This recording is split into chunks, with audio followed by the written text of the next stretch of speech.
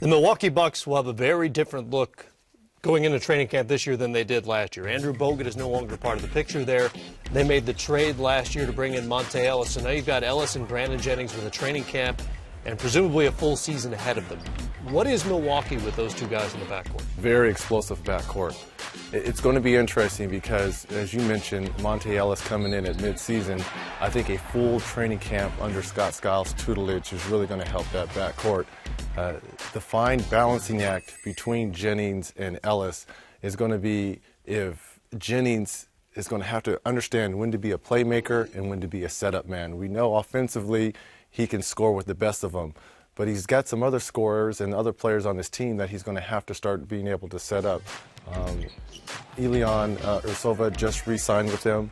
We talked about Ellis. They've got some young talent. They drafted John Henson from North Carolina, Samuel Dallenberg. So Scott Skiles has some interesting pieces, but it's great to have that training camp with Monte Ellis. If you're Scott Skiles or a veteran player, what's your advice to both Ellis and Jennings to make that combination work? A couple of scoring guards in the same backcourt. Well, it's difficult because you're wondering who's the point guard and who's the shooting guard. And if you're Scott Skiles, you've got to come in and say, Monte, score the basketball and play defense, and Jennings set up the rest of the guys. So if they define their roles early, I think that can help the team dynamic. With that much potential offense in the backcourt, what do they need out of their front court guys?